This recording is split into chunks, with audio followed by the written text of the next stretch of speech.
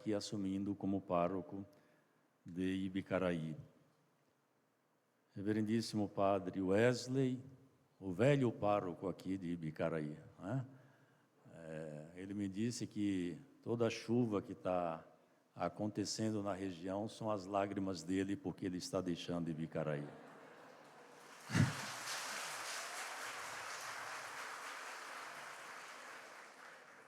Mas eu acredito que são as lágrimas de vocês de alegria por acolherem também o novo padre, né?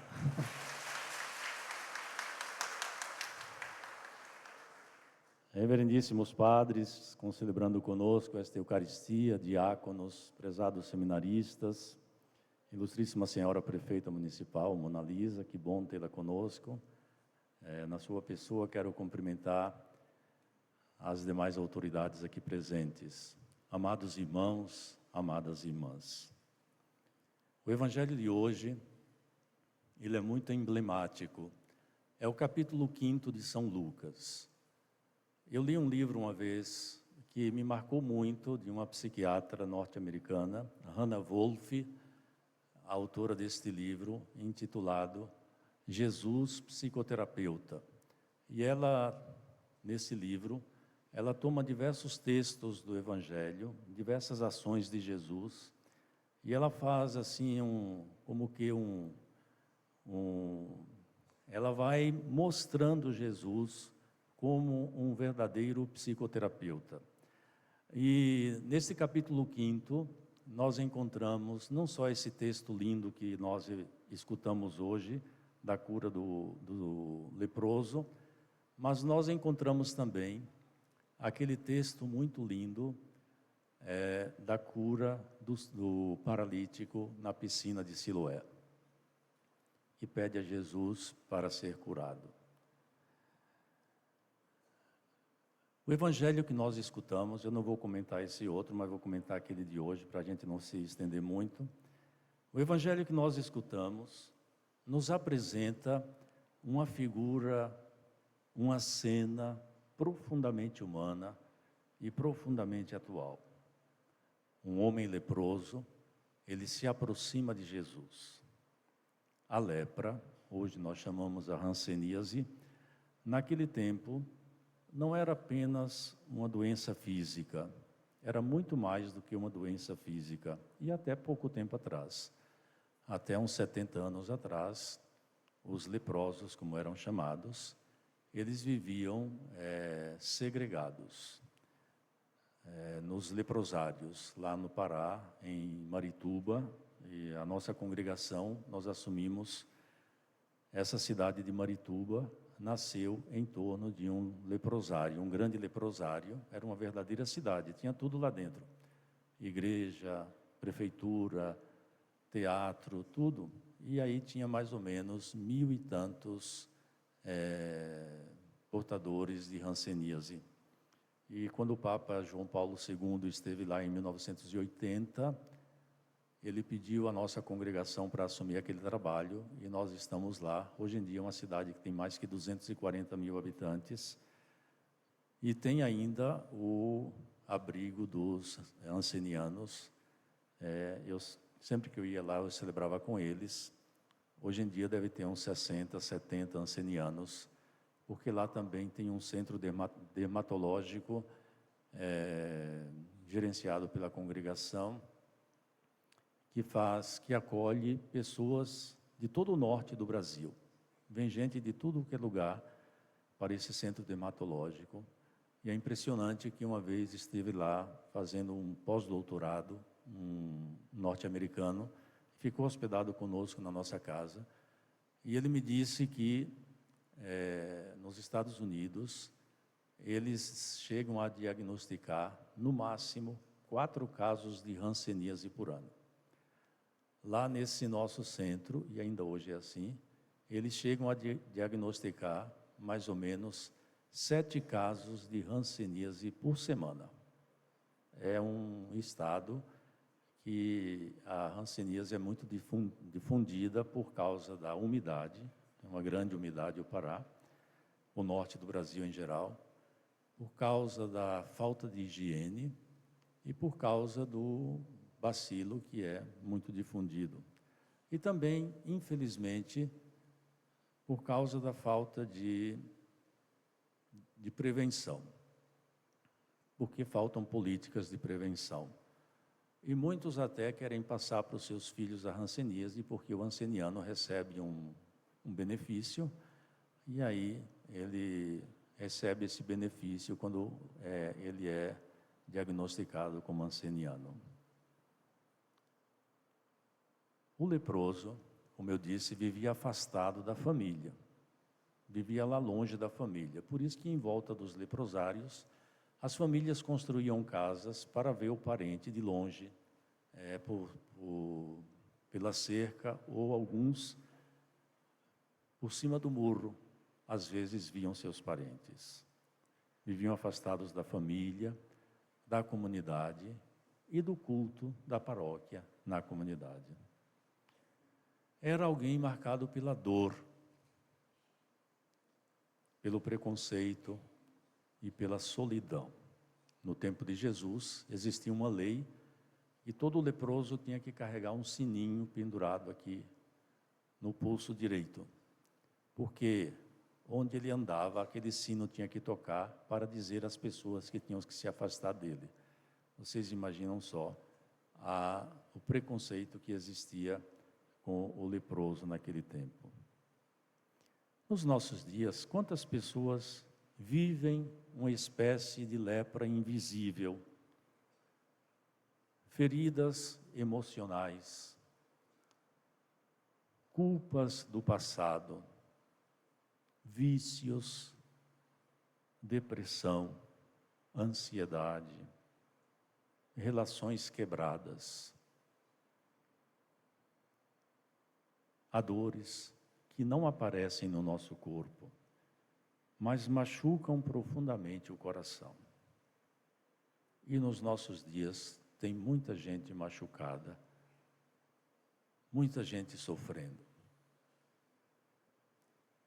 E muitas vezes quem sofre assim também se sente indigno, se sente distante de Deus e distante da igreja. Eu já acompanhei muitos e muitos casos de pessoas assim. Esse homem do Evangelho de hoje faz algo muito decisivo. Ele se aproxima de Jesus. Não podia, mas provavelmente ele deve ter escutado a fama de Jesus e ele se aproxima de Jesus. Ele não exige e nem impõe nada a Jesus. Ele diz com humildade a Jesus: Senhor, se queres, tu tens o poder de me purificar. É uma oração essa muito simples, sincera, cheia de fé, que brota daquele coração carcomido pelo sofrimento, pelo desprezo, pelo preconceito. Ele reconhece o poder de Jesus e se abandona na vontade de Jesus. Se queres, podes purificar-me. E esta oração humilde, que brota do coração, é a oração que transforma a pessoa. É a oração que nos transforma. A resposta de Jesus é ainda mais impactante do que a oração daquele pobre homem. O Evangelho diz, olha que lindo, que Jesus fez uma coisa que ele não podia fazer de jeito nenhum, porque isso era considerado inclusive um pecado, uma transgressão à lei. Ele diz, Lucas, bem assim, que Jesus estende a mão e toca no leproso. Existia uma lei em Israel que todo aquele que tocasse no leproso deveria ir ao templo e fazer a purificação no templo, como que e se confessar e pagar a penitência pela confissão, pelo mal que tinha feito. Pois bem, Jesus ele rompe com essa lei e ele toca, estende a mão e toca naquele homem que ninguém podia tocar. Jesus não tem medo da impureza, Ele não se afasta da dor. Jesus, ele não evita o contato com as pessoas. Ele toca aquilo que ninguém queria tocar. Deus, meus irmãos, minhas irmãs, ele não se afasta das nossas feridas. Ele se aproxima das nossas fragilidades. E Jesus diz uma coisa muito linda, que transformou a vida daquele homem. Diz: eu quero, fica purificado. Essas palavras atravessam os tempos e chegam até nós hoje. Deus, ele quer nos curar. Ele quer nos levantar. Ele quer nos restaurar. Ele quer tocar em nós. Não existe ferida grande demais, ou pecado pesado demais, ou situação complicada demais, que ele não possa transformar. Quando nós nos abandonamos em Deus, como diz o salmista, os teus pecados podem ser vermelhos como o escarlate, porém, se você coloca em Deus, eles se tornam brancos como a neve. Ou como dizia Santa Teresinha do Menino Jesus, na sua autobiografia, História de uma Vida, a História de uma Alma, ela dizia: o que são os nossos pecados diante de Deus? E ela faz uma metáfora muito bonita. Os nossos pecados diante de Deus são como uma brasa que uma criança joga no mar. O que pode fazer uma brasa diante da imensidão do mar? Não vai esquentar a água do mar, ela vai ser absorvida pelo mar. Assim somos nós diante de Deus. Deus é este grande mar e nós somos esta brasa. Precisamos nos abandonar nele. Porém, Jesus, ao dizer isso, ele diz uma outra coisa que é muito importante. Jesus pede que aquele homem que ele purificou vá se apresentar ao sacerdote. Ou seja, e isso é muito interessante, e também hoje na posse do Padre Badacé, ou nesses dias de posse que nós estamos tendo na Diocese, é uma coisa muito interessante. A cura pessoal precisa ser confirmada, precisa ser também vivida na comunidade. Aquela história de que eu rezo lá na minha casa, eu rezo sozinho, eu não vou à igreja, eu tenho o meu Deus. É interessante que você faça, que reze em qualquer lugar, mas é imprescindível a sua frequência na comunidade.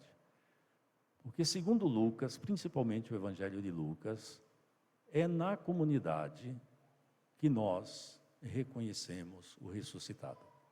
Se vocês olharem todos os relatos pascais de Lucas, pós-ressurreição de Jesus, todos os relatos que falam de Jesus, que se manifesta aos apóstolos dele, eles acontecem sempre no domingo, no dia do Senhor. É porque Lucas quer dizer, Lucas ele faz assim, ele não só no evangelho dele, mas depois também nos Atos dos Apóstolos, que ele também escreveu, ele insiste muito que o ressuscitado, que a vida, que Deus, nós encontramos na igreja, na comunidade. Não distantes e não sozinhos. Deus nos cura, mas Ele não nos quer isolados. Ele quer que nós estejamos participando. Ele nos devolve a convivência, nos devolve a fé vivida juntos. Ele nos dá a vida sacramental.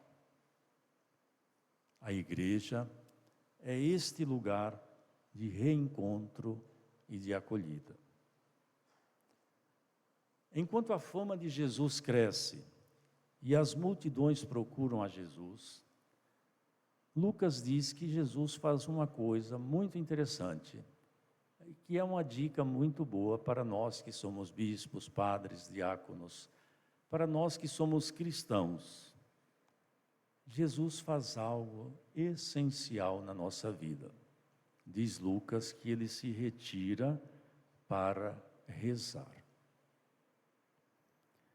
Jesus nos ensina que não há missão sem oração. Jesus ensina a mim que a minha missão, ela não se mantém em pé sem oração. Eu preciso ser o primeiro na diocese que se põe em oração. Que a nossa missão como padres, que a missão do Padre Badacé, que hoje assume como pároco, ela não se sustenta se ele não viver, se nós não vivermos uma vida de oração. Pois a oração é o sustento da nossa vocação cristã, do nosso batismo. Não há cura, não existe cura, não acontece cura se não há intimidade com Deus. E a oração é este espaço de intimidade com Deus. A força, nos ensina Jesus, vem do silêncio, vem do encontro, vem da escuta de Deus. Meus amados irmãos e irmãs, queridos padres, esta palavra nos convida a dar um passo, a nos aproximarmos de Jesus com humildade, a confiarmos na sua vontade, a permitir que Ele nos toque e depois voltarmos para a comunidade, para a missa, para a oração, para os movimentos, para as pastorais na nossa comunidade. Quem se deixa tocar por Jesus Cristo, jamais permanece o mesmo. Hoje Jesus continua dizendo a mim e continua dizendo a cada um de vocês: eu quero, basta que abras o coração, basta que tu te aproximes de mim e confie em mim, eu quero te curar. E gostaria de concluir dizendo que esse evangelho, como que é uma moldura muito interessante da vida do padre na paróquia. O padre é aquele que não tem medo, que não se esquiva de estar junto com o povo. É aquele que deve se aproximar do povo, estender a mão, tocar as pessoas, cumprimentar as pessoas. É aquele que deve estar sempre disposto a curar as ovelhas que Deus lhe confiou, com a oração, com a presença, com a proximidade. O padre é aquele que sustenta o seu dia a dia na oração. Eu nunca me esqueço, a primeira vez que eu vi aquele filme, vi ainda em italiano, era ainda aquelas películas que quem era do século passado deve conhecer, né? Aquelas películas naquelas máquinas, tinha lá no seminário, nós tínhamos aquelas máquinas antigas e o filme era em italiano, Marcellino Pane e Vino, Marcelino Pão e Vinho. Eu creio que quem é do século passado deve ter visto, né? No final do filme, o frade franciscano chega na capela, depois de um temporal muito grande, ele tinha ido confessar um doente e contou, o filme começa assim, ele contando a história de Marcelino ao doente e acaba ele dando a bênção ao doente e voltando para o convento. E antes de ir dormir, depois de um dia cansado, ele chega na igreja e ele olha para o crucifixo e diz a Jesus: Senhor, eu falei de ti para ele. E olha para o túmulo de Marcelino e diz, e de você também, Marcelino. O padre é este homem que, na sua oração, todos os dias, fala a Deus do povo que Deus lhe confiou. E quando ele não pode falar ao povo de Deus, ele deve todos os dias falar a Deus do seu povo e colocar o seu povo nas mãos de Deus. O padre é aquele que não deve se cansar de falar para o povo que nós só crescemos quando nós estamos juntos. Que nós só encontramos a cura quando nós participamos na igreja. Que nós encontramos paz para nós e para a nossa família na igreja. Enfim, o padre, dizia Bernardot, é um autor que escreveu um livro muito lindo, é Diário de um Pároco de Aldeia, é um romance, é um best-seller, é um romance francês muito lindo. Ele dizia que o padre é aquele que na simplicidade, no escondimento, no dia a dia, é a presença de Jesus para todos aqueles que se aproximam dele. Eu agradeço muito ao Padre Wesley, que depois de 8 anos, trabalhando aqui em Ibicaraí, já pegou as trouxas dele e foi para Buerarema, agradeço muito a ele por esses anos doados aqui, junto com o Monsenhor Sebastião, que o ano passado sepultamos. E agradeço muito ao Padre Badacé, que está chegando, e peço a vocês que, como vocês queriam bem ao Monsenhor Sebastião, como vocês amavam e amam o Padre Wesley, eu já ia dizendo o Monsenhor Wesley, que vocês possam acolher e amar muito o Padre Badacé, porque na Igreja de Jesus, o mais importante não é nem Wesley, nem Badacé, nem Sebastião. O mais importante é Jesus Cristo. Nós somos apenas instrumentos dele. Então, acolham com amor, com carinho, o Padre que Deus enviou para vocês. Louvado seja nosso Senhor Jesus Cristo. Para sempre seja.